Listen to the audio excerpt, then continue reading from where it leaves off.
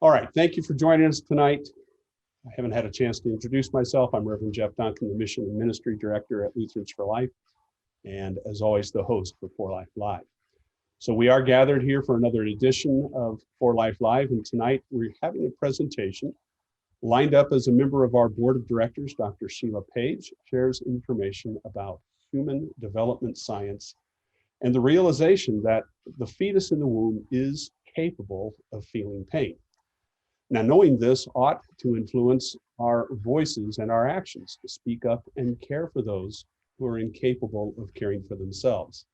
Specifically, that God-given in human life, that developing life in his or her mother's womb, is something that we should care for and preserve. For a moment, though, let's take and review how 2020, the year ended, and the 2021 year is beginning. I want you to keep this in mind. At no point in 2020 did our Lord Jesus abandon us, leave us to our own devices, to care for ourselves, to provide our own aid or support. His word was and is continually with us. Now, maybe that word was shared via new communication platforms like Zoom, Microsoft Teams, or Facebook Live. Regardless whether it was transmitted in bytes or received through your eyes in private home devotions, God's word remains with you, and he is faithful to lift you up as he himself declares to you to be the Christ, the one who comes in his human form, born of a baby in Bethlehem, so that you, through his redemption, might become a chosen race, a royal priesthood, a holy nation, a people of his own possession, that you might proclaim the excellencies of him who called you out of darkness into his marvelous light. That said, 2021, as we've already discussed, remains with challenges. An election is disputed, lockdowns for many of you remain in force and could be increasing. COVID-19 infections are on the rise in some locales, while new, more virulent strains are being discovered in others. Your schools, your churches, your groups remain uncertain about what is allowable for meeting and gathering. Functions that we once counted on, like clockwork, the March for Life in Washington, D.C., or your local capitals, even your own Life Sunday presentations at a local church, may be uncertain. Now more than ever, it's important to find stability in the constant word of faith in our Lord Jesus Christ. So remember the third article of the Creed and Luther's explanation. The third article says, I believe in the Holy Spirit, the Holy Christian Church. A little background. Dr. Page serves our LFL Board of Directors as its secretary. She is a board-certified neuromuscular medicine and osteopathic manipulative therapy doctor, and treats a wide spectrum of patients from the newborn to the elderly, including patients with irreversible and terminal illnesses. Dr. Page has a special interest in children with disabilities, particularly those whose burden of care is difficult and who have been given little hope for a better quality of life.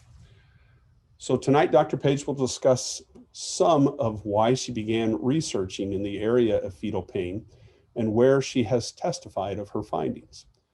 Our presentation tonight will address the question, why is the question of pain perception in the unborn child important?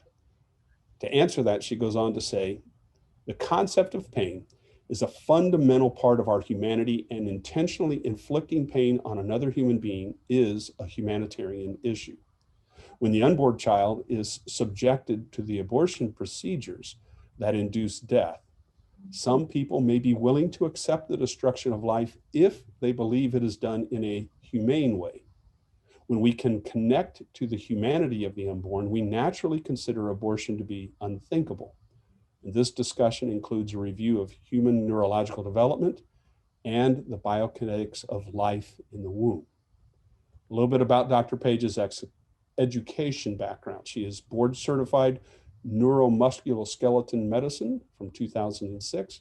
She has a DO from the Texas College of Osteopathic Medicine in 1992, Fort Worth, Texas, and a BS in biochemistry at Texas A&M, College Station, Texas in 1986. She is recognized member of several professional societies, including the American Academy of Osteopathy, the American Osteopathic Association, and the Association of American Pro-Life Obstetricians and Gynecologists, among others. She has held and continues to hold numerous leadership positions and is currently the president of the Texas chapter of the Association of American Physicians and Surgeons. She's held that position since 2016. So if you have any questions, I want to remind you to please write those to everyone in our chat section of our Zoom window. And also, if you've not already done so, please mute your voice. And if you are comfortable, turn on your video so that we might see who is joining us tonight. At this time then, let's welcome Dr. Page as we listen to the presentation that she has provided for us. I will say that presentation met with a glitch about three quarters of the way through it. So after about 50 some minutes, I will have to switch to another second part to get the last 10 minutes of that presentation. So bear with me as I make that switch later on. And here we go.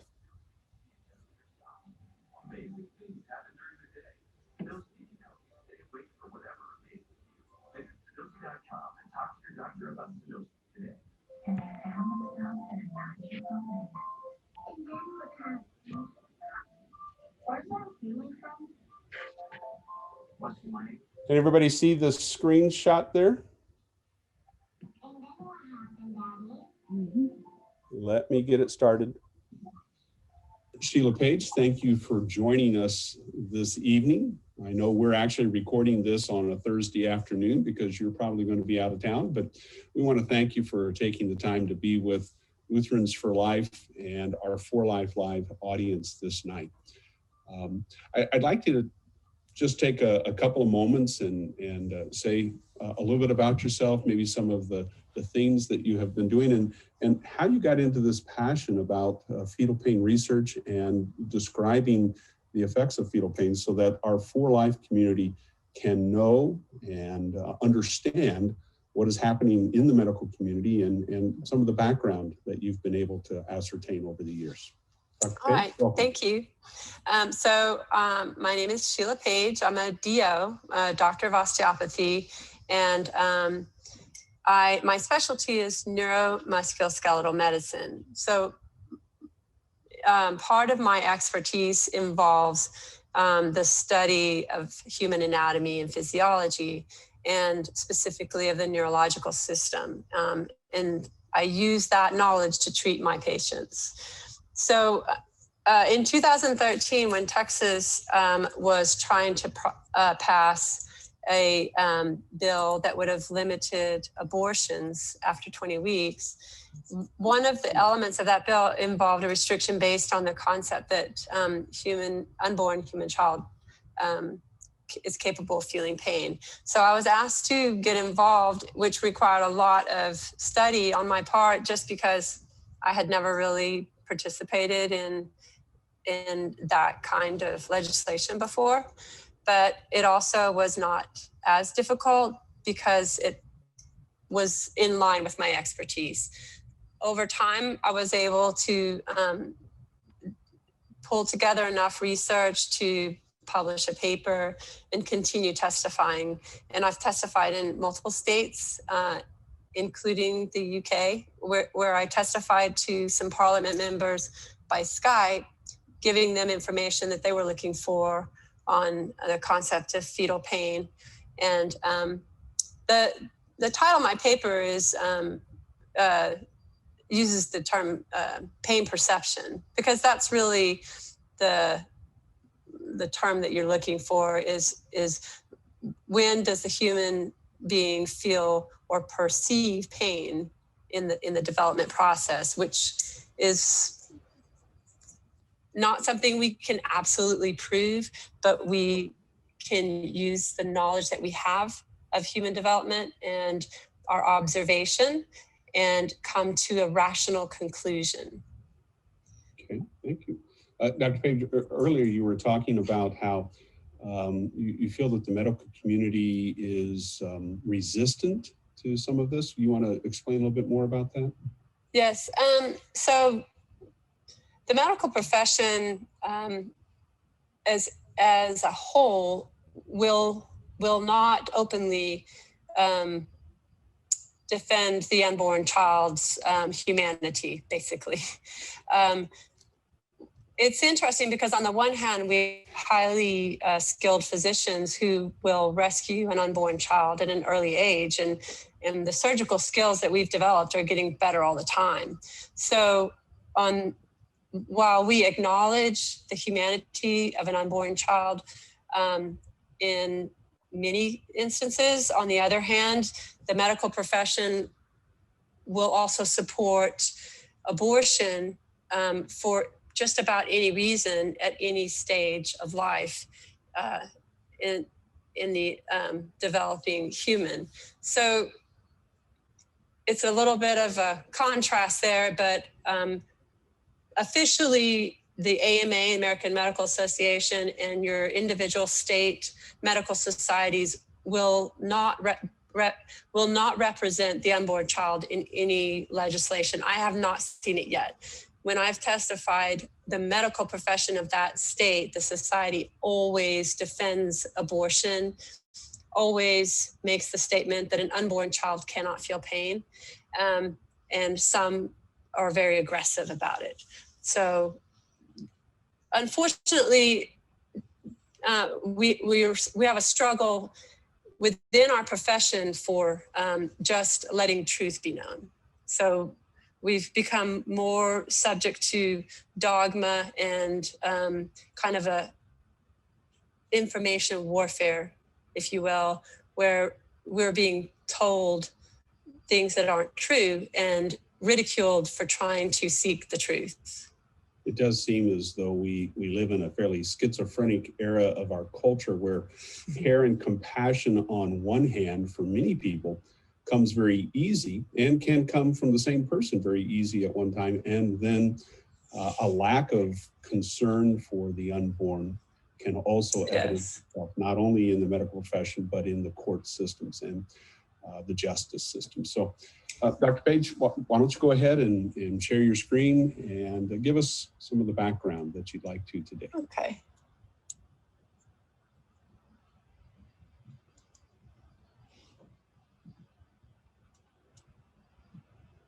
All right, can you see my screen there?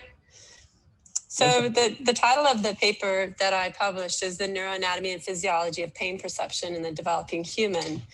And as I said, I was addressing the concept of pain perception mainly because from a legislative, legal perspective, it is the duty of the government to defend innocent life. And if we understand that a developing human is capable of feeling pain, then the humanitarian aspect of abortion and the means that are used to end a human life in development come into play. And in the court setting, that's very important. So I want to start, okay. Now my screen is not wanting to advance. There we go. So I want to start with a quote from Elizabeth Rundle Charles. Interestingly, she was commenting on Martin Luther's confrontation of the key issues in his day. So she is saying that basically that a Christian needs to be confronting whatever the issue is at the time. It is the truth which is assailed in any age, which tests our fidelity. If I profess with the loudest voice and the clearest exposition every portion of the truth of God, except precisely that little point which the world and the devil are at that moment attacking, I am not confessing Christ, however boldly I may be professing Christianity. Where the battle rages, the loyalty of the soldier is proved, and to be steady on all the battlefield besides is mere flight and disgrace to him if he flinches at that one point. And this, because what I've got involved in is more of a calling than a desire to be in the middle of the battlefield, this was really encouraging to me and just helped keep me going, besides just my conviction that this was where the Lord had called me. But because it can be really intense, and sometimes we have to endure ridicule and mocking while we are professing truth. And as I did my research on this issue, I consistently asked God to help me see truth and to not let biases blind me to anything else, which is hard to do sometimes, because I think sometimes we feel like we want to fill in the blanks. That's the hardest thing to fight, is filling in the blanks. So where God has not given us all of the information, I think he has given us what we need. I thank you for having that voice and for speaking up. And I know that what you're going to present is going to help others have that same voice to speak up as well. Thank you. So I started with the question, will it hurt? And this is the image of an unborn child at 14 weeks, which is about the time that most babies are aborted. And the method used at that age is dismemberment. So I think it's a sobering issue when you see this image of this little baby and you know how that child's life is being ended. And it's obviously human. It's obviously a well-developed little child. And we know that the way the abortionist will end its life is by dismemberment. So, as I said before, the medical profession is very dogmatic in this issue, and very defensive of abortion. And what I want to explain to you real quick before I go further, when I use the word abortion, I am referring to the legal definition, which means that it is a procedure that's designed to end the life of the baby. Its purpose is to result in the death of a human life in the womb. And this is its legal definition. If you look in the laws of your state, then that's how it's defined for the medical profession. When an OB-GYN is facing a situation where the mother's life is threatened, and this issue comes up often, and they realize that they will not be able to save both the baby and the mother, at that time, a physician that respects the life and the body of the baby will choose to separate the mother and the baby. And it is not the same as an abortion. They may have to choose to separate the mother and child, knowing that it's likely the child will not survive that separation, but they cannot save both. And it's considered a tragedy. And when this happens, we don't celebrate that as a success. We consider it a failure on our part in the medical profession. We wish we could have done more. So I just kind of want to put that out to you to give you that, that perspective. It's not shared by all physicians, but most life-minded physicians in the field look at it this way. So there's an article that was published in 2010 by the Royal College of OB-GYNs. And in that article, it was specifically written to address the issue of fetal pain or pain perception in the unborn baby. And there's a question and answer section. It's instructions for the physician on how to answer the question that the mother will ask, which apparently they ask often, is, will it hurt my baby? They know they're pregnant. They know they have a human life in them. And for whatever reason, they have chosen to go into this situation where they're going to end that life. So the physician is instructed to say, no, it will not hurt the baby because they cannot feel pain. And they are instructed to tell the mother that they can experience pain if they are younger than 24 weeks gestation.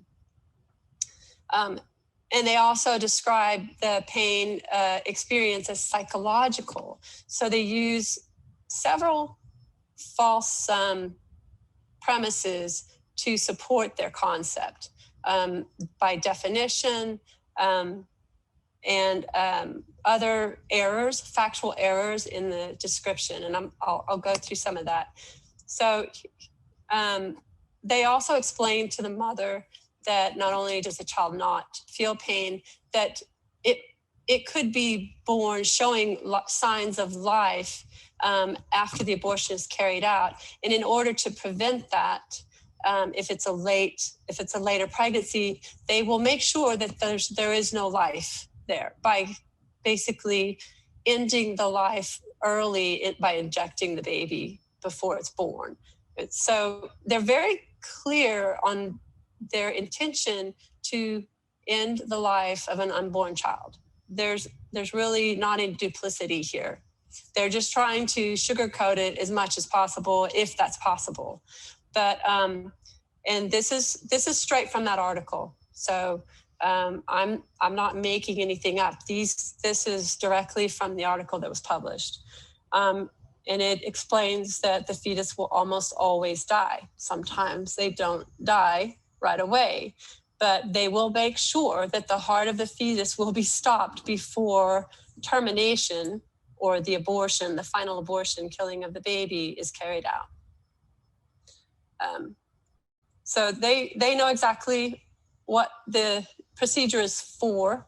There's not any question that there is a human life there and they are ending that life. And they're trying to give you information that you can share with the mother that supposedly will make her feel better about what she's doing. So I want to give you an overview of the science that we have available to us when we are considering the possibility or the question, does an unborn child feel pain? And how do we know? First of all, we have to kind of look at some misconceptions in human development. First, that there's no non-human phase. That idea still circulates, and sometimes people think that it goes through developmental phases that are non-human before it becomes human, and there is no evidence of that. It is uniquely human and individual from the moment of conception. When we're looking at the concept of pain, we need to understand that pain is directly correlated to tissue damage, and that helps us to separate that definition, which is a scientific definition, from the other one that is used to gray the concept. And that is a definition that many of the medical profession will use. They put it into a psychological field where you really have the least objective scientific evidence. It is not objective at all. It's very subjective. When we look at the development of the human being, we need to remember that the structure as it develops is functioning. So when we see cells and tissues forming, they are also functioning at the same time. There's not a time during the development where the kidney, the heart, the nervous system, or any part of the human body is not working. It's functioning at the time that it's developed. So there's no time where a switch is turned on and suddenly things are working that weren't before. And then important is to understand that the perception of pain occurs in the lower brain centers. It's not in the cortex, where many people keep trying to put it. And that is not true. So just to kind of take you back through some historical perspective, the idea that the human being passed through non-human phases that were paralleled evolution was really written into our textbooks back in 1859. And it never was totally eliminated. But Ernst Haeckel put together basically a fraudulent document with drawings and suggesting that the human being went through different salamander and fish stages before it became actually human during its development. He admitted it was fraudulent, but the concept stuck and it was used by scientists for a long time. And this is part of the problem, these images that you see here. They're two-dimensional, they don't look like they have life, and what we see initially doesn't always look human to us. Maybe that here at 56 days, we can say, yeah, I can tell that's a human being. But when you're looking at 28 days and that's all you see, it's pretty hard for us to imagine a human life here. But I do want to point out to you just the usefulness of this image here is the difference that occurs in just a few days, week by week. There's just a few days between this stage and this stage, and how rapidly this bit of flesh here is taking on human shape. So here it's at 56 days, so 8 weeks. You have at 8 weeks, you have a fully developed human with all of the anatomical structures that you could identify in an adult. Dr. Page? Yes. As you're showing this screen, if you can go back to that screen, you said that it takes on human shape, and yet at no point in that development do we say it is not human. That's what we're saying. That's right. Even though That's the right. shape is different. And I can think of years ago when I was a thinner man, and I took on over the years a different shape than I have right now. And yet at no time was I not a human, even though my shape has been different from my childhood to my 60s. Absolutely. Yes, that's a very nice way of putting that. Also, I guess I'll go back to this. What looks like a tail to us, because we are limited by our vision, was never a tail in development, okay? So whenever people say, oh, but there was a point in development where we had a tail and we had gills. That is not true. There is no tail, there are no gills. It looks that way to us, but again, we're limited by our vision. We can't see what God sees. We have to study this to really get a thorough understanding. So one of my favorite sources was Eric Blechschmidt and the books that he wrote to explain the development of the human body from conception on. And his focus was that first 8 weeks of human life that we typically don't see ever. We don't visualize that. And he did an enormous body of work, and he studied serial sections of embryos. And so he was getting imaging over time by the number of embryos that he looked at, to where at the end he was able to put them all together and show a time dimension that really was not visualized before, if that makes sense. So there are in the University of Göttingen 64 enlarged reconstructions of the different stages of embryological development up to 8 weeks.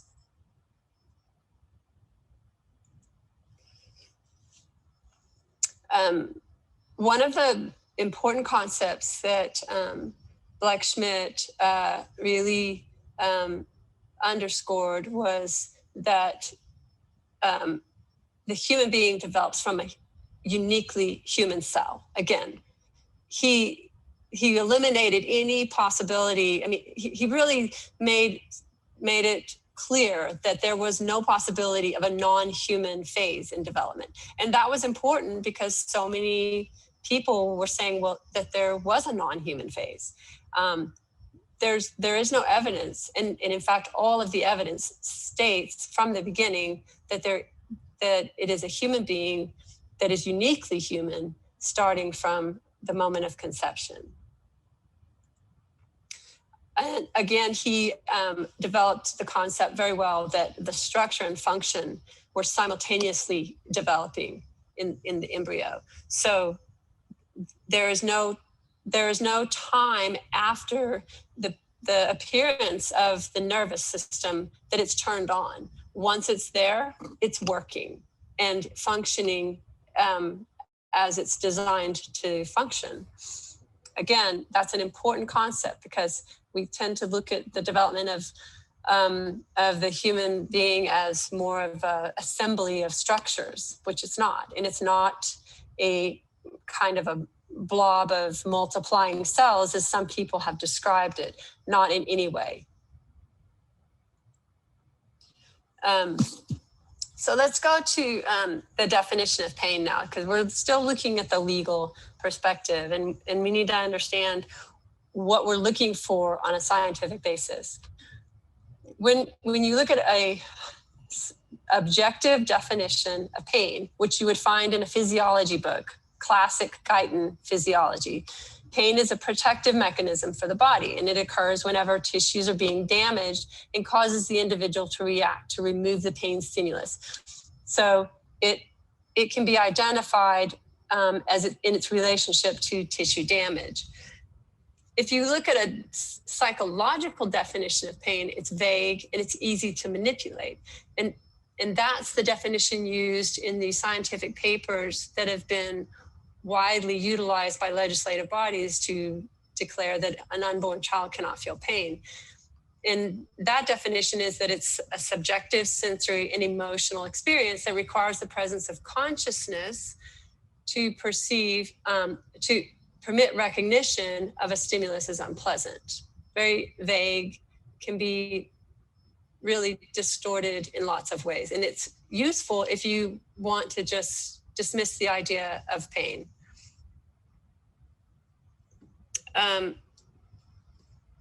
Pain, it has different classifications because of the different fibers and the way that the message is delivered to the brain. So you have very fast fibers where the message goes the quickest to the brain from the site of tissue damage. Those are type A. Burning pain is a slower fiber, is still fast, but it's slower. And it has different properties. Burning and aching pain are capable of accumulating to produce a more and more intense sensation.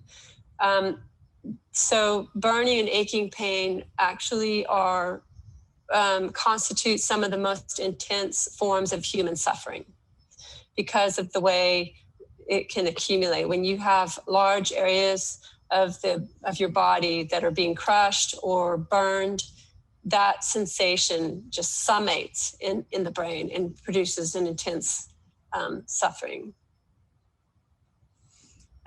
So there's different ways to measure perception of pain. And what I mean is, how do you know that someone is feeling pain? Because everybody knows that people react differently to pain, right? Some people are very stoic. They don't show any sign that they're feeling pain. Some people will look as if they're feeling pain when they aren't. So what they have done is develop a very reliable study. And this again this is old research that was done a long time ago and established. But you can induce pain most reliably with heat, okay? By increasing the heat until the person reports to you that they feel the pain. And it doesn't mean that they're suffering. They're reporting to you that they feel the pain. Universally, people will report that pain sensation at about 45 degrees Celsius or 113 degrees Fahrenheit. And between that 113 degrees and 116 degrees, almost everyone will say that they feel pain. And it just so happens that at that temperature, cell damage is occurring. So you can see that pain sensation, the pain perception, directly correlates with tissue damage. We feel pain when tissue is being damaged. It's very specific, and it's experienced by everyone that they were able to study. It crosses all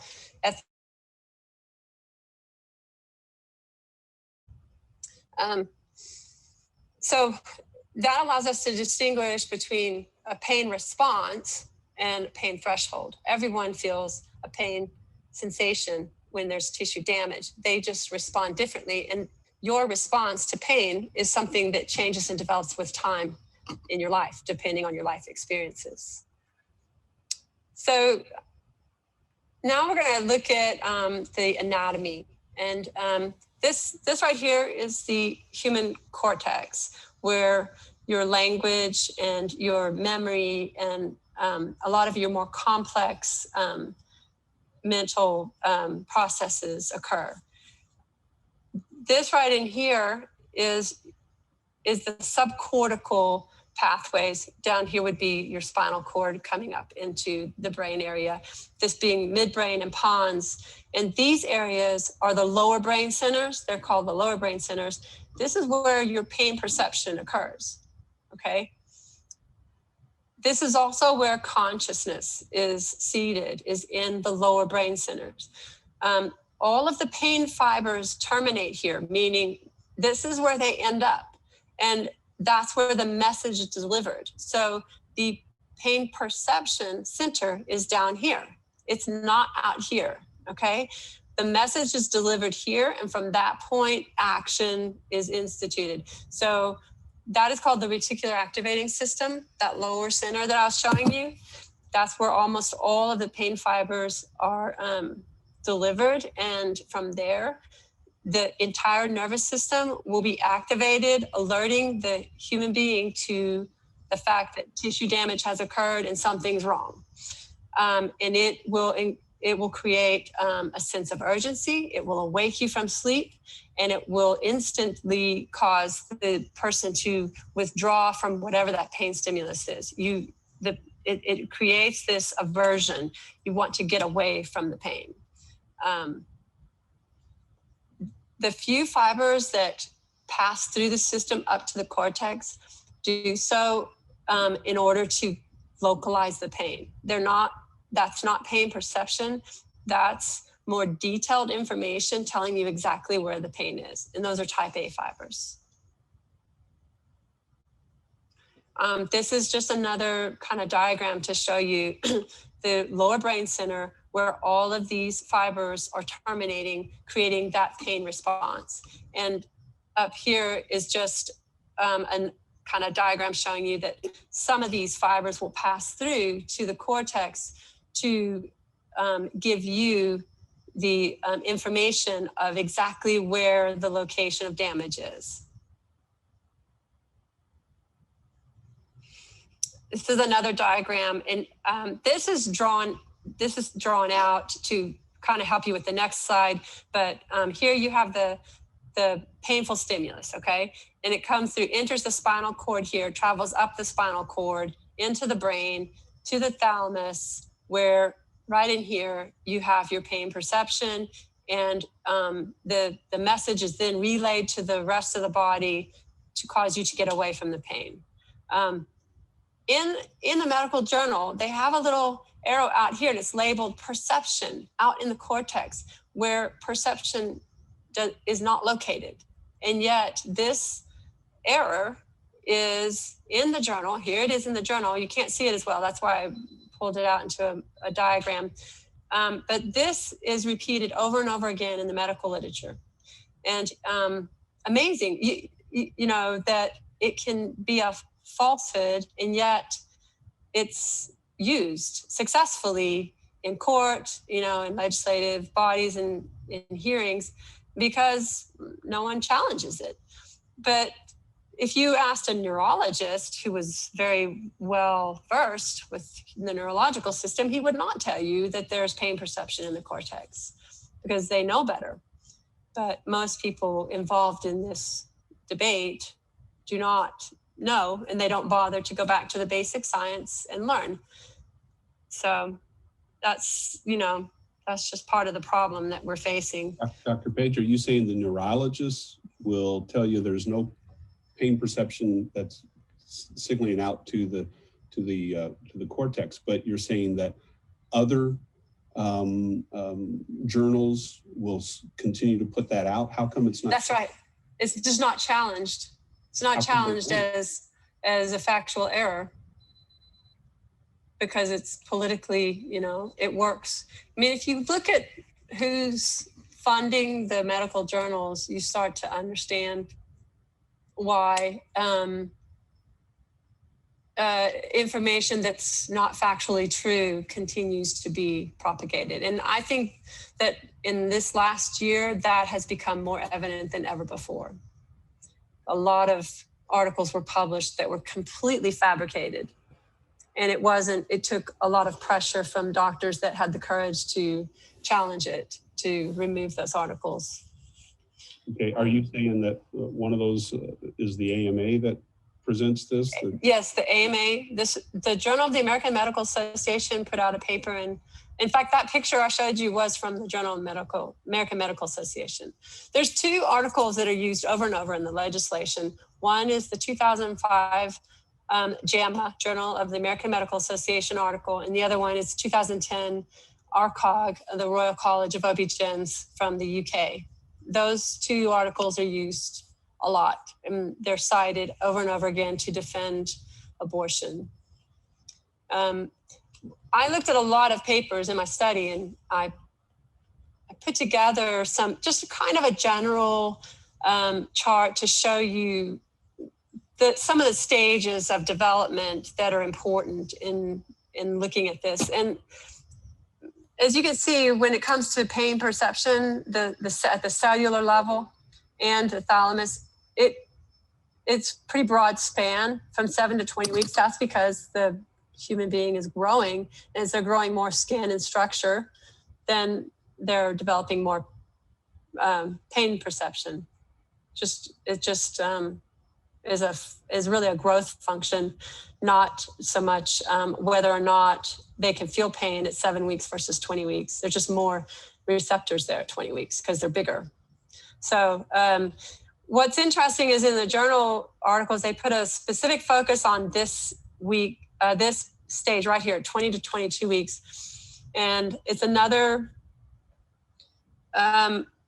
factual error, basically, that's propagated and used to support the idea that an unborn child can't feel pain. And the claim is that at this stage, there is a disconnect between the lower brain center and the cortex. So your first factual error is that pain perception is in the cortex, which it is not. But if you were going to believe that, and you believe that you need that development, then the next lie is a little easier for you to take, because they say, well, those two sections of the brain aren't connected yet at this stage. And they call this the thalamocortical tracts, the fibers connecting between the thalamus and the cortex. They're saying they're not connected. And there's a structure that's visible in development that they call the precortical plate. It's a neurological structure that, you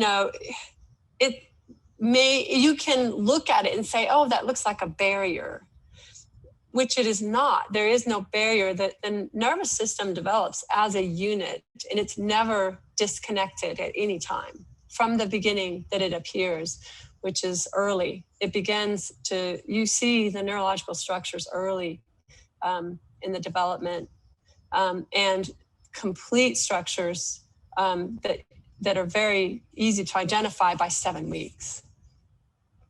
So anyway, at this point, they're saying, well, that barrier is not crossed yet. There's a barrier here. It hasn't been fully developed. They don't feel anything at this point, this is getting late. This is a very well-developed baby by 20 weeks, by 22 weeks, or 24 weeks. And some of them use that number. And they're saying, no, I don't think that there's a possibility they can feel pain. And they also, remember, in their definition, use the term consciousness, that you must have consciousness in order to feel pain. And they're saying, again, well, there's no connection between the thalamus and the cortex, therefore there's no consciousness, therefore there's no possibility that they feel pain. And as you can see, you can develop a whole theory on factual error. And it's very convenient. It works if that's the outcome you want. We know that's not true. We know that there's a counterexample. A counterexample blows your theory, basically. If this were true, that you needed a cortex for consciousness, then a hydroencephalic infant would have no conscious behavior. And in fact, they do demonstrate conscious behavior. They feel pain. They recognize mama. They like certain kinds of music and they react to it different ways. They show conscious behavior. So again, you've got to redo your theory once there's a counterexample. Now, I'll just want to show you how, again, how deeply ingrained these concepts are in the profession. And they use these arguments without blinking, which you might find shocking, but I just think that it demonstrates some blindness in the medical profession. This is straight from the medical journal. These are some of the arguments used to try to say that unborn child cannot feel pain. First of all, they say, well, that we don't have enough evidence. That means it's unlikely. Therefore, we can carry on as if they don't feel it. Secondly, they use this argument. There's no evidence again, but and they're saying there's no evidence of us being able to alleviate the pain with fetal anesthetic or analgesia, which is actually quite false because the surgeons that operate on these unborn babies for spina bifida, they know that they are helping the baby by using analgesia because the babies react to the touch of the instrument if they don't. Again, factual error just being propagated, or they're graying it by saying, well, we just don't have enough evidence. And seriously, if the baby trying to get away from an instrument is not enough evidence, plus what we know about the neurological development and the functioning of the development at that stage, if that's not enough evidence, then you're really just trying to justify an inhumane act. So then they say there's limited data on the safety of the woman. So now they're saying, well, the woman who's pregnant, it might not be safe for her if you were trying to deliver analgesia to the baby before you abort it. And because we don't study that, we don't have data, therefore, we just have to go back and do what we're doing without trying. And again, when they're addressing what we already know in the surgical field about the baby's pain perception, they say that technique doesn't apply in the case of abortion. Why? Because when you're performing a surgery to save the life of a baby or to save some of their physical health, that's called fetal beneficence. You're trying to help the baby.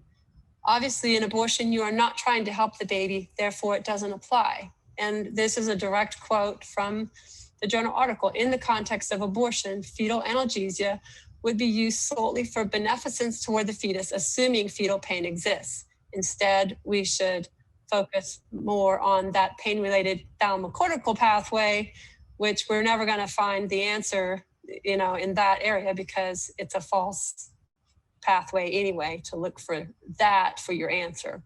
So it's unfortunate that this is used. It to me displays a callous attitude toward human life. But that's what we're working with in our medical profession right now.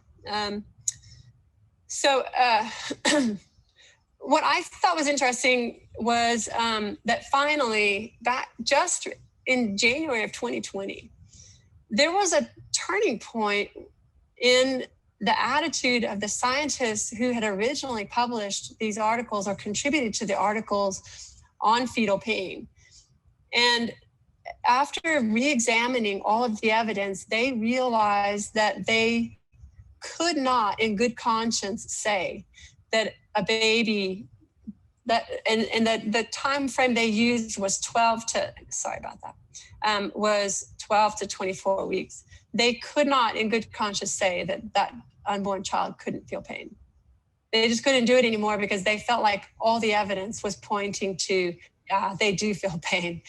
And so they actually used these words: we may doubt whether the fetus or an animal ever feels anything akin to pain, but acting as if we have certainty flirts with a moral recklessness that we are motivated to avoid. This is one of the original authors, and I found that to be very telling, that they were unwilling to put their name to something anymore that was going to reflect a callous attitude toward unborn human life. So, and here's his final statement: we no longer view fetal pain in a gestational window of 12 to 24 weeks as impossible based on the neuroscience. We thought at that time we might get really some good progress in the courts, and then COVID hit and everything's been silenced. Would you tell us who Derbyshire is again? He's one of the original authors in the article that was published in the Journal of the American Medical Association. He contributed quite a bit. He's a scientist. Anyway, he and another author went back. They are on opposite sides of the morality of the issue, but they wanted to look at the pure science without their moral judgment. And this is the conclusion. Does that make sense? Yes. And what did they publish that in? That I've got the reference at the end of my paper here, or the slides. So this was an article that was published in 2017.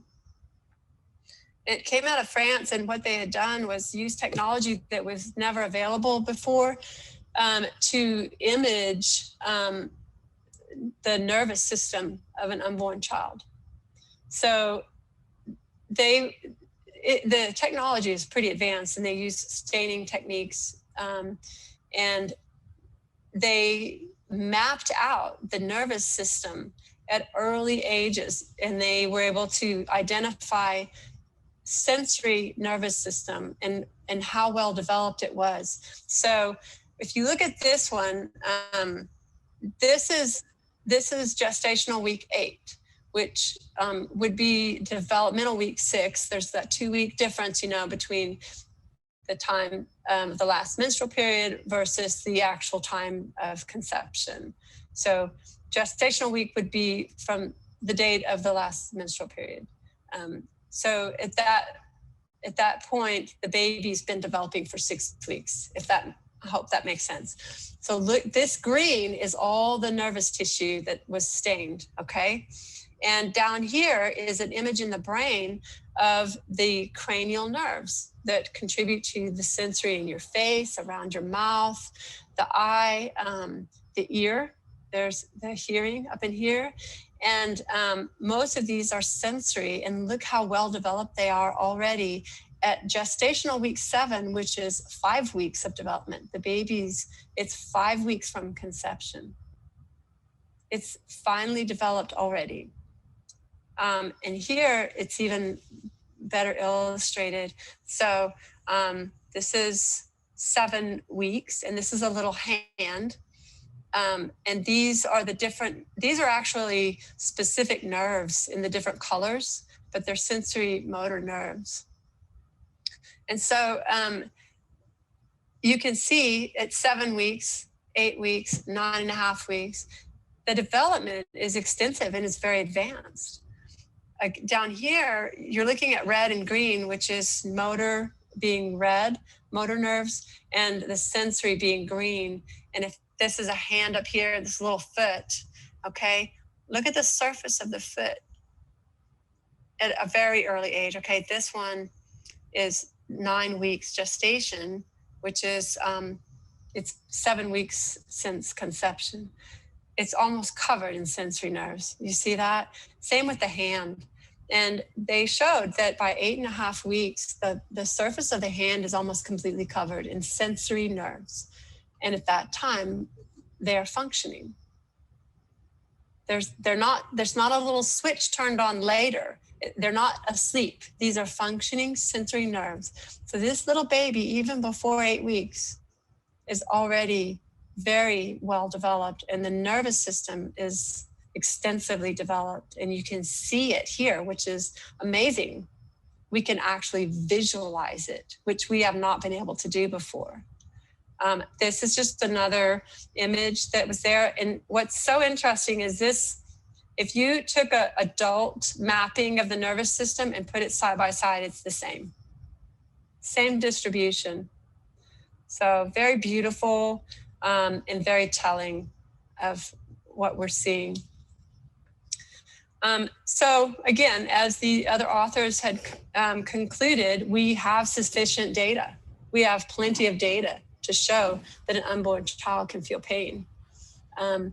That neurological system is intact and functioning by 7.5 weeks. And what I mean is that system, which includes the sensory nerves that we were just looking at, which is your initial receptors, all the way up through to the brain, to the thalamus, where the message is received and then delivered to create a reaction. That's all beautifully developed at 7.5 weeks, and it happens rapidly. This is a little baby that was, would have been a miscarriage, okay? But this was a 9 weeks miscarriage. And I put this in here because it just kind of reminds us of the fragile nature of an unborn child, but also you can see the humanity there. Anyway, it just makes us all think for a minute.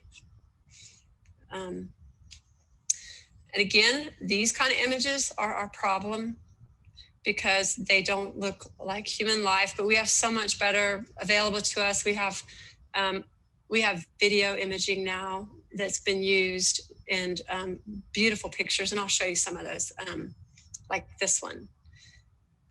This one I really like. This one's 7.5 weeks, and you can see the motion there. It looks beautiful, and that is so different than the stagnant pictures that we have seen before. And here's 10 weeks, and it's just a beautiful picture of human life. It gives us a different, I guess, visualization of what's really going on in that place that we consider unseen most of the time. So God has given us the technology to have a window into the womb that we've never had before. And I hope that we can use that technology to understand what he would have spoken into our hearts before. Many of our Lutheran for Life participants will be wearing fetal, the foot pins. Yes. And that little tiny foot. And so this gives them, even more input into, what's behind the foot there. Mm-hmm. So something that's interesting during this development phase that I didn't really talk about in all these slides is the dynamic aspect of it, which I find to be very beautiful. And that's something that Blechschmidt really developed well, was a dynamic picture of how the human shape is formed. And I want to describe some of that to you if I can. So from the time that the egg is fertilized, a whole symphony of motion just springs up inside that cell. There's fluid moving in and out, there are materials being transported in, and there's an assembly line, if you will, that sets up where there's construction, there are structures being formed, there's materials being brought in and transported out. And as these cells are beginning to multiply, they're doing so in a very organized fashion. And there's also influences coming from outside the cell. So it's not just DNA replication as we might imagine. And a lot of people they try to use a batch of yeast. That's so wrong. It's so way off. There are signals being delivered into the cell, making these different layers of cells as they form to respond. Fluid pressure builds up in different areas of the human embryo to bend and shape and compress and create fluid lines within the embryo. It creates movement and structure change. So there's even stretching and pulling. And the nervous structures are actually pulled and stretched out into the periphery. And a lot of that shaping that goes on early, it's almost like clay in a potter's hand. It's being molded by external forces. So we don't always see that. And part of the reason is there's differential growth patterns. Some cell layers will. All right, let me pull up the second part of this that we'll finish with. Sorry that got delayed earlier. Here we go. Screen share.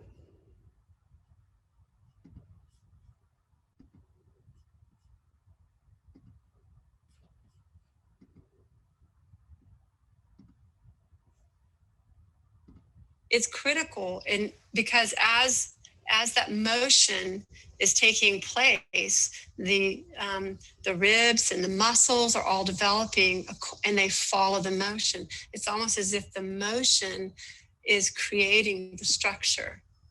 And we can see that in different parts of the human body where motion and outside influences are creating the structure.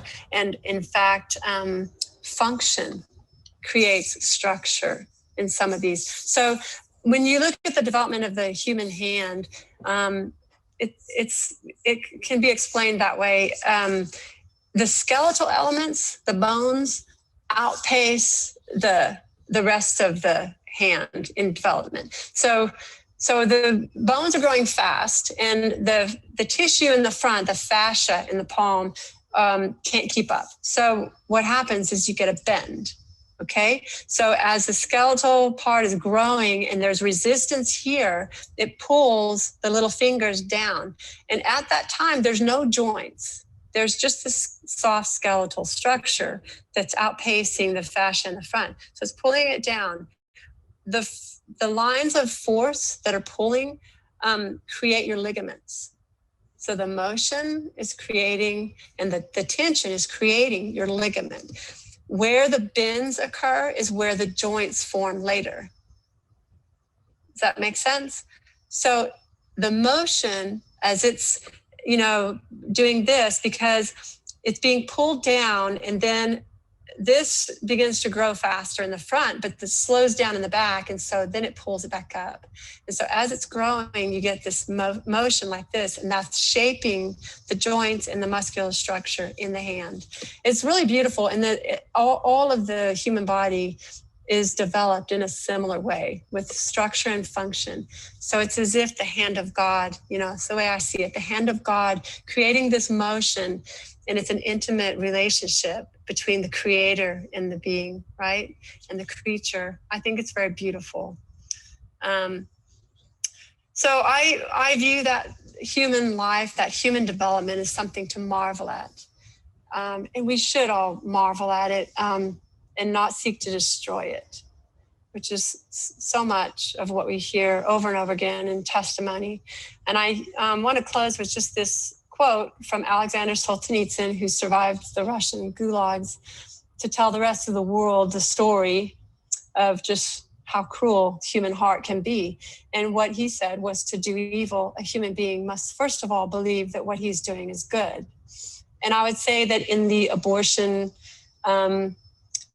surround all of the philosophical points surrounding the abortion issue, that is what happens. I've listened to so much testimony and heard so many young women come forward and say, I don't want this. This is not something I want, but I believe that it must be the only choice for me. And that would be what is good for me, for my future, for my family, or whatever. Or even for the child whose life is being ended, that is what is best for the child. So I think it's important for us to keep that in mind, that people have been deceived into believing that there is something good in this. And we need to have compassion on them, not pass judgment, but help them to see the truth. And sometimes just showing them the truth is a better weapon than anything else, you know, against the lies, just revealing the truth over and over again. Thank you, Dr. Page. And here's my references. I think it should be here if you want to Yes, use those. I've got a lot of references. Those are just a few I put up. They've got about 100 now, but the one that is the most recent is this one, number 7, 2020. So very good. This one here, Bell, this is the one that shows you the beautiful diagrams, the images of the developing nervous system. Excellent. As you were talking about that movement, and as though we were clay in the potter, I thought of Isaiah 64:8. But now, O Lord, you are our Father. We are the clay, and you are our potter. We are all the work of your hand. Yeah. What a beautiful representation that you gave of what God is actively doing in the womb, biblically.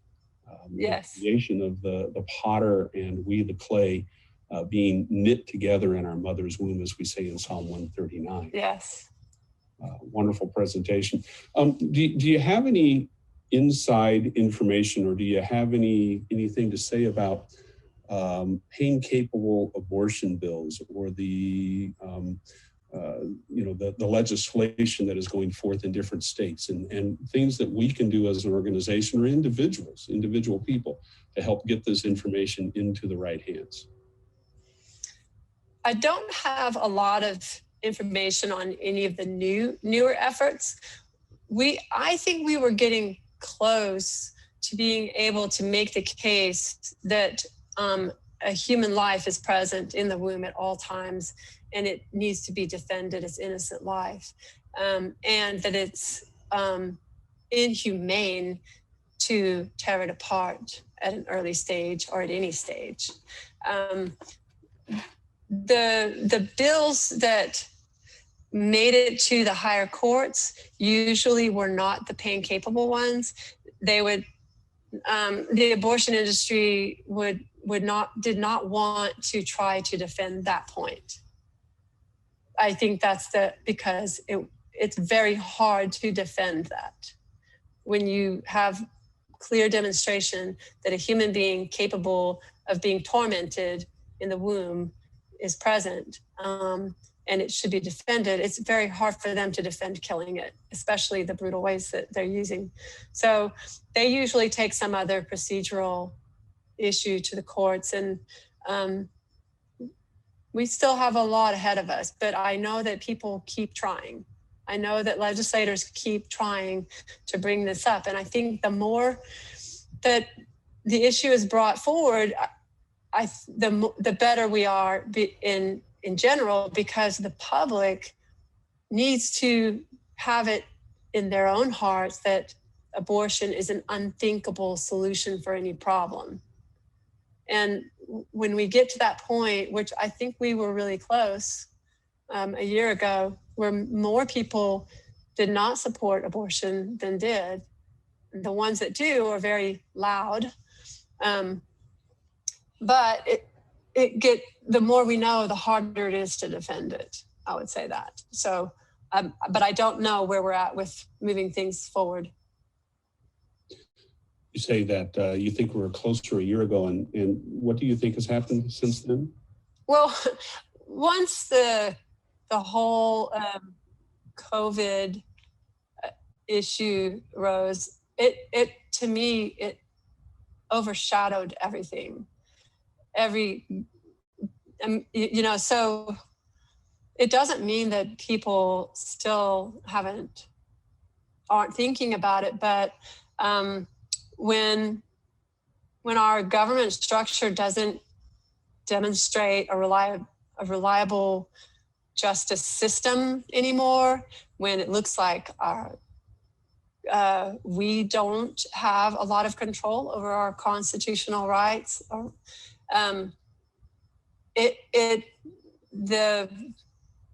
The hope that we could do anything about abortion becomes is more minimalized, because when you're moving into a more communist structure of government, that there is very little ability for the people to fight back, because, do you know what I'm saying? So I think that the more important issue now is, will we be able to have liberty at all?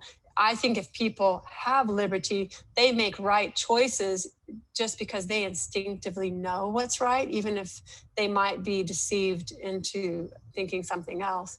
But when there's no freedom, when the information that we receive is so narrowed down to a more propaganda, and the truth is taken out, when you only receive that information, it's harder to know right from wrong, truth from falsehood. And I just feel like that whole idea that our government is being overturned by something more sinister, and you could see it in the medical profession, and that would take a whole other explanation. But I think that we need to get to the point where we can even have a fighting chance. Very good, very good. Well, I appreciate all that you have done for the background and all the research that you have put forward, and the way you continue to champion this issue for Lutherans for Life, as a member of our board of directors, helping us develop statements and leading our organization forward. Thank you very much. I'm going to allow folks to answer questions at this point. So are there any final comments that you would like, Dr. Page, that you would like to share with anybody before we end this portion and go to the question answer? That's a good question. I don't think so. And there's a lot of things that I could talk about probably, but. Well, then we'll look to have you on in an additional time in the future. Okay. I'm going to end this recording and let Dr. Page take any questions on the phone. Okay. Good presentation, wouldn't you say, folks? Yes, wonderful. I am going to try to look at the chat. I've not been able to do that, and see if there's some comments. I'm not sure if Dr. Page was able to get on. Dr. Page, are you joining us by phone at all? All right, I don't see that. Roni, you wanted to say something about the NEJM. Yeah, so I actually had a few comments along the way. Okay. NEJM is the New England Journal of Medicine, and she was talking about the ideologically driven materials in the medical journals that are passing for truth but are based on lies. And just in December, New England Journal of Medicine published a paper calling for the removal of gender on birth certificates, saying that it would just mess people up for life, not knowing what the kid wanted to be later. Anyway, so I don't have to go into a lot of detail, but that kind of underscores some of the ideologically driven stuff that we're hearing about from her in a different area. A couple of other things really quick. She was talking about the movement and the fluids kind of on the body and the impact on development. I'm a retired pediatric lung doctor, and we saw the same thing in the lungs. If you don't have enough amniotic fluid, there's not enough stress on the chest, and the children can be born with poorly or just maldeveloped lungs or very small lungs that may or may not support life. So that's just another example. And the third thing, I think to refute this stuff, this nonsense that's in the literature, I think it's critically important, having been in the health professions, it's important for people to hear from pro-life people who are specifically in those fields and are active in the research to actually come out and refute these people, which is why I find that people like Dr. Page, and I misspelled her name, I apologize, but people like Dr. Page and Dr. Harrison, who we heard from earlier in the summer, are just so helpful. Dr. Harrison had a chapter in a book edited by Dr. Grobing. The chapter was republished in the Fort Wayne, the Concordia Theological Journal last spring on contraception, the embryo's point of view. You're not going to get any of that information from the mainstream OBGYNs out there. So that's why it's so important for these people to be vocal, and I really appreciate hearing from them. Thank you, Roni. That is very important, and I appreciate your willingness to speak up and attend these sessions, and maybe some of your background, maybe we can get you to share something as well in the future. So thank you. Leona, you have sent me a direct question. Leona, are you on and you want to ask this yourself? Yeah, I am on. So I just wondered, because as she was talking about pain, and they don't recognize pain in the developing infant human. But, you know, interestingly enough, in all of the medical world, they now have something called assumed pain present. So anytime you're going to do anything to a patient that could cause pain, could be turning, it could be brushing their teeth, it could be giving them a shot, you assume pain is present, especially, and this is in patients that are non-vocal. So this is for patients that can't tell you they're in pain. And the criteria is, with the assumed pain present, it's a scale, a pain scale, and you medicate to the assumed pain is present. And I'm just surprised that that is not used with an infant. I understand what she was talking about with the development and that sort of thing, and how they want to utilize it for their benefit, and not utilize it when, you know, even if they contradict themselves. So and I just wondered, it just seems contradictory that we call something assumed pain present, especially with patients that can't, and with patients that can't speak for themselves, and medicate accordingly. So, you know, to say that there's no pain related to an abortion, when they're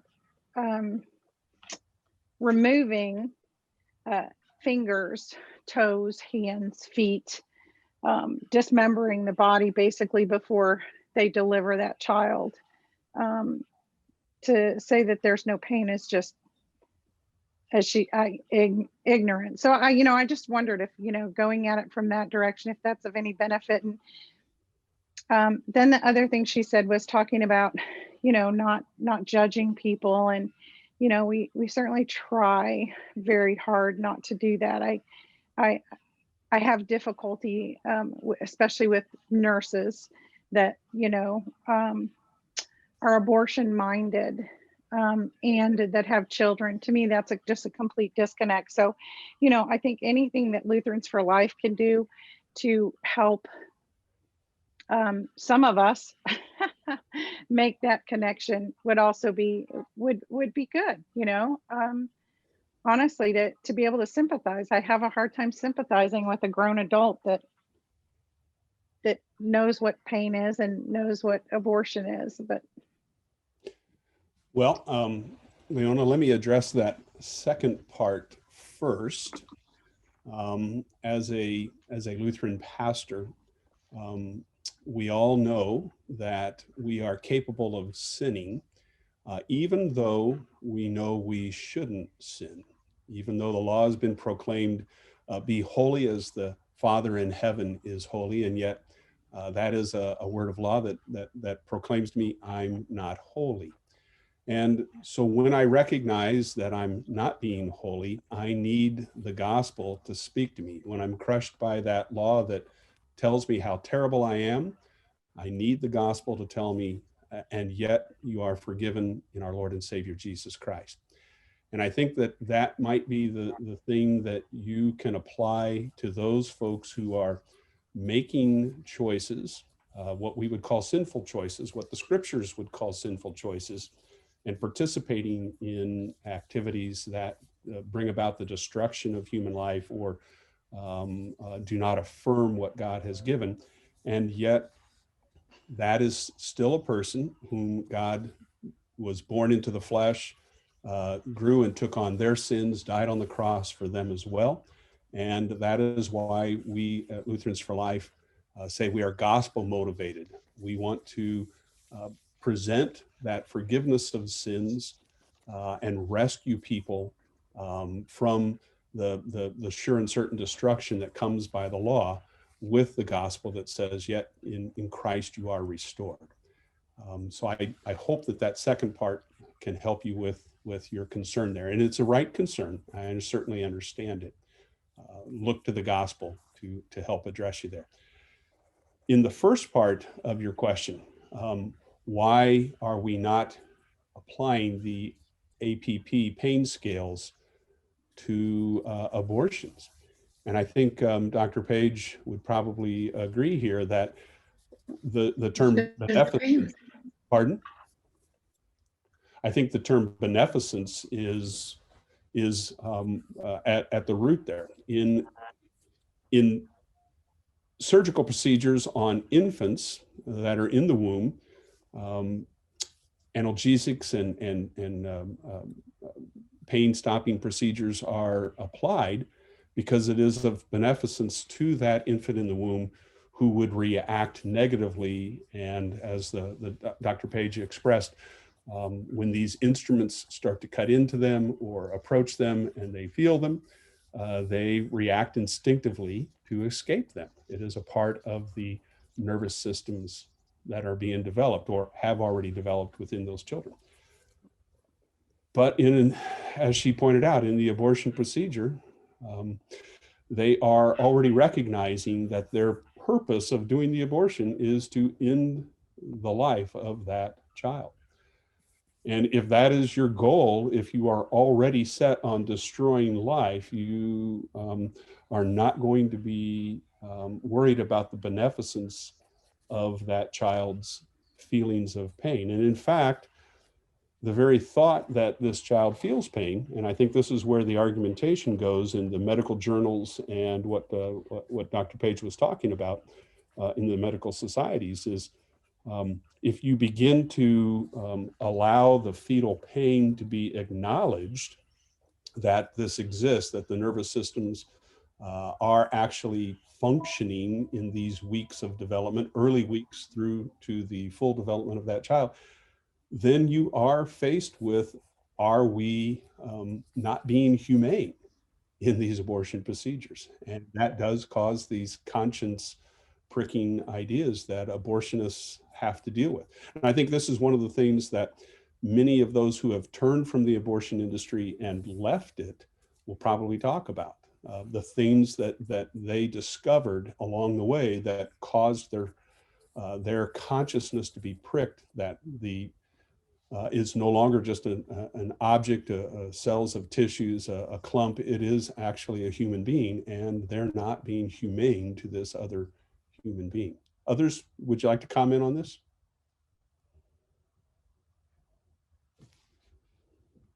Pastor Duncan? Yes. Yeah, I think she also mentioned that along with the lack of beneficence to the baby that is being aborted, I think she mentioned that there might be some concern about the impact of the anesthesia on the woman as well. I think in passing she said that. Say it again, because it broke up a little bit. Oh, sorry. I think she said that in combination with the lack of beneficence to the baby, she made some kind of comment where, since they're not seeing a benefit to the baby, why put the mother at risk from increased anesthesia in her body? All right. Yeah, I think you're right. She did talk about that as well. Okay. Anybody else have a comment in terms of that? That's why I asked the question, if they do find this is the case, then why not use anesthesia on the baby before they rip it apart if it does feel pain? So I can see a devil's advocate view also, where, well, if we're going to kill this baby and it does feel pain, then let's use anesthesia. The question about the effect on the mother just came up. I would assume they'd find a way to do that where the mother would not be influenced. And Ronnie, I'm not sure how much influence there is with the institution of analgesics on an infant towards the mother. How difficult or how much problem exists there? I don't know the answer to that. I mean, they successfully do fetal surgery all the time. And I think that my guess is it's just an ideological statement that they just don't care. And they're trying to just add stuff to justify it. You know, what the heart wants, the mind will justify, that kind of thing. Right. Okay. Very much like the the journals and the depictions that are being falsely depicted, as the doctor put forward. They're depicting them that way because they've already set their agenda of what they want to push or allow, and so now they have to make the evidence fit where their agenda is already going. Yeah, very good. Dennis, you had a question about consciousness. You want to ask that? Yeah, I was taking notes, and she referred to something I don't know what it is. It's hydroinsulaphic infant. What is that? Dennis, that's a good question. I am not a DO, osteopath, or any of that. Roni? Yeah, these are babies that are basically born without a cerebral cortex. Oh, okay. It's like a form of anencephaly. That's water on the brain. Is that the quoted definition of it? And yeah, there's water on the brain, and they don't have, and they're basically born with a minimal or without any cerebral cortex. Functionally, that means they don't have the some of the abilities to think and talk and move like we would have in other infants, correct?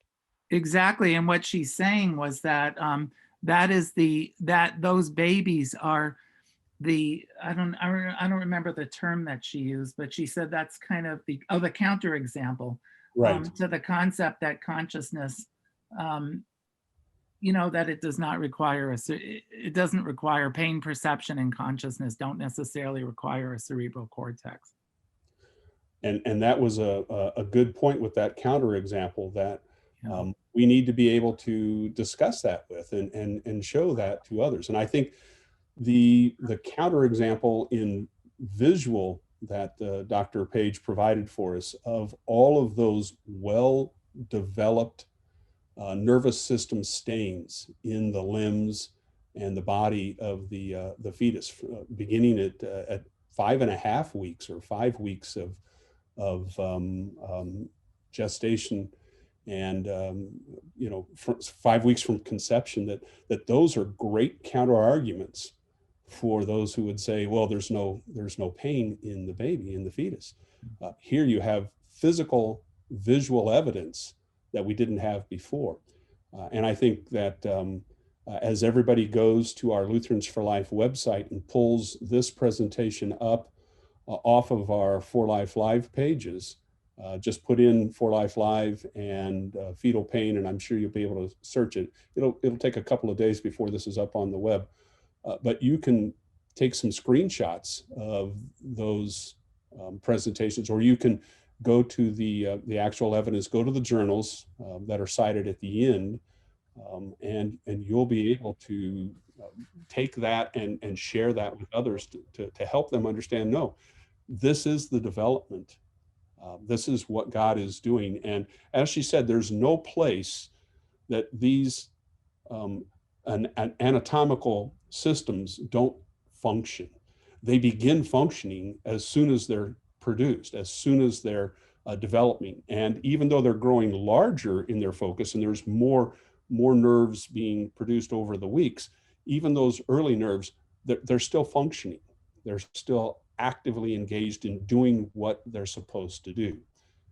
That whole idea that she said that there was this block that science or the AMA or the journals try to put forward, that there's a block that at some point that they're not actually going to do the work that they're doing. That's not true. Every one of the anatomical systems within that developing fetus is actually doing the function that it's going to do the rest of its life from those early days. It doesn't just started at birth. When the doctor bursts the baby and slaps him on the rear, all of a sudden all these things kick in. It's been functioning from those early days of cell separation in the very way that God has designed them to be functioning. Dennis, did that answer your question? Yes, it did. Thank you. Thank you. Jeannie McKay, you'd like to make a comment. Please do so. Jeannie, are you there?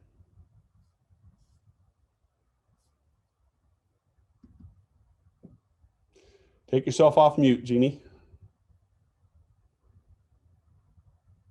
Lower left of your menu bar on your Zoom screen.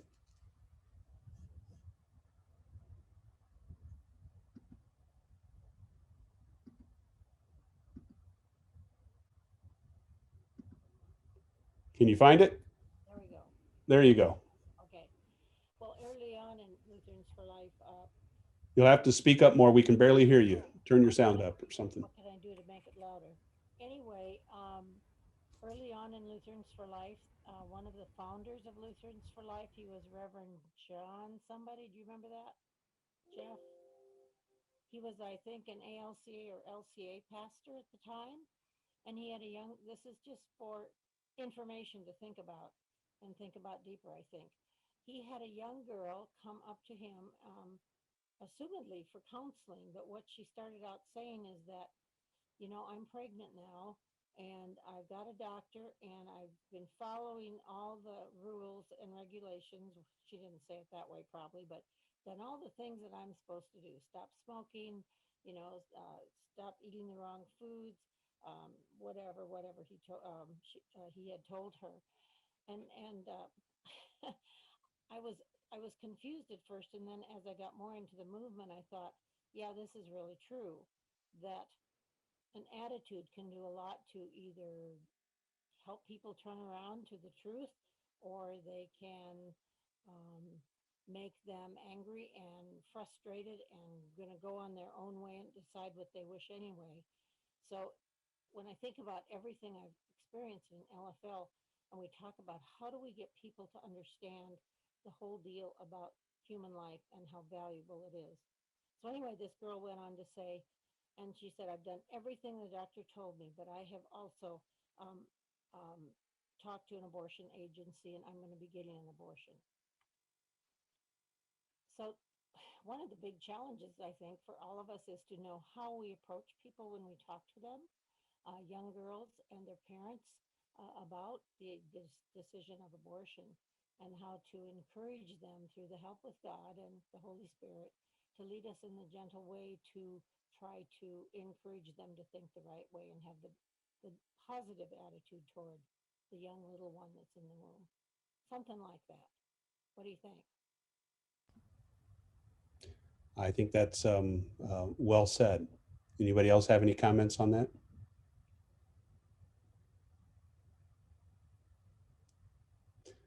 I wondered how the pastor, I can't even remember the rest of what he said, but you know, how he dealt with that in that moment. That was kind of a shock to him, and it was a shock to me. And I thought, wow, how can the girl think both ways? Yeah, I think that we're always shocked when people are confronted with sin and decide to sin anyway. And that does push us to the limits of compassion, and we, you know, have the opportunity to continue to share compassionately what God has taught us, and hope that they will change their minds and repent of their actions. Hopefully, maybe even change their actions before they go through with the things that they have decided to do. But thank you for that. Michelle, did you have anything to say about that? Yeah, I was just gonna hop in and just say, you know, that it's okay to call wrong things wrong. It's okay to say that abortion is wrong. It's okay to say that she's making the wrong choice. It's okay to say those things, but again, the manner in which we do so it is important. It's good to, again, when we reference a gospel motivated voice, we say, you know, this isn't what God has in store. This isn't the better way that God has chosen. That God's solution to this problem is life, not death. And because of God, I can tell you, I think you're making the wrong decision. I know you are, and I'm going to pray that you would make the right one, and I will support you in making the right one. And certainly, if the abortion has already happened, then the law has worked in the heart, and we have some confession. Then definitely we want to immediately run to grace. But if there is no confession of sins, if there is an arrogance that, the abortion is going to happen and I don't care what you say, again, as God's people, we are called to speak the truth, but to speak it in love. And sometimes the truth is, it's killing a life, and that's the wrong decision. So, but yeah, it is hard because, again, as we've mentioned before, we don't stand in judgment, and yet God has called us to be light and salt to the world. And if we do not speak, then the light has been overcome by darkness. And we know that God does not want that to happen, and that He works through His people to ensure that it does not, through His people and through His word and through His sacraments. So yeah, I guess that would be my only addition. Thank you, Michelle. Thank you. That was good advice. I think, as you were saying, He's called us to be salt and light. He's also called us to be a neighbor. And along that same line of speaking that truth in love, we can, in those cases, be the neighbor who says, it's terrible what has gone on. It's terrible the choice that you have made or what you have suffered in order to make this choice. How can I help you now? How can I be of service to you in the aftermath of this? And to reach out to them compassionately and with care and concern for them and what they're going through, and offer that assistance to share and continue to have a relationship with them. Yeah, and it's all about the timing. It's all about has the abortion happened? Are they still considering it? It's all about the individual timing. And your response is to love them both. And if there is only one to love, because the other one is no longer with us, then how best to love this person, so. Thank you. Well, folks, we are getting to the end of our time. Is there any last comments on tonight's presentation before we end? Pastor Duncan? Yes.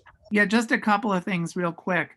It strikes me that 7 weeks, that's not that much that's not much longer after women actually discover that they are pregnant. So as they're discovering that they're pregnant, the heart is beating and the baby is feeling pain. So I think that's one thing. The second thing is that when we present this, we've got to be very clear that pain is experienced very early on.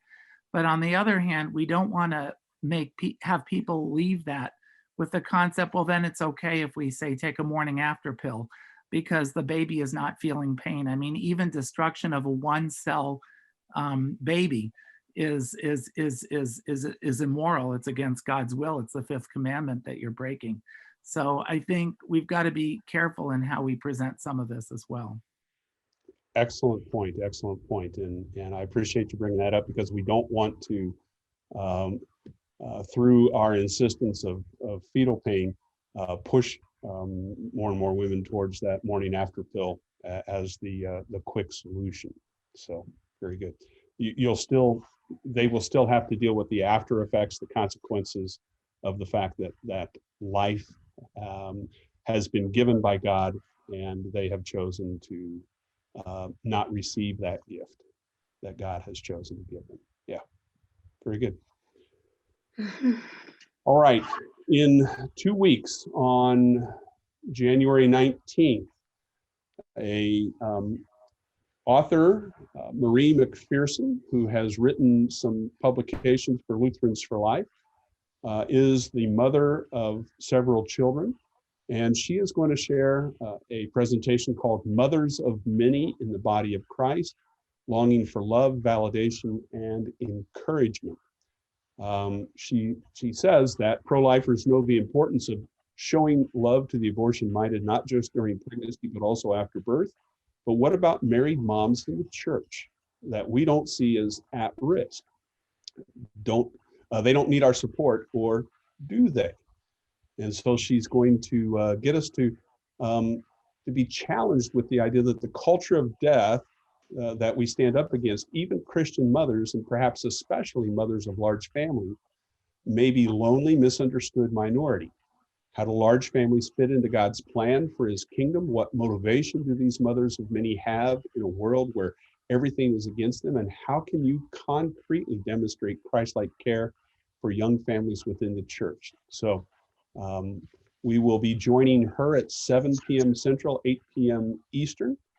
She is the author of Mothering Many, Strategy-Saving Strategies from Moms of 4 or More, and also Meditations on the Vocation of Motherhood.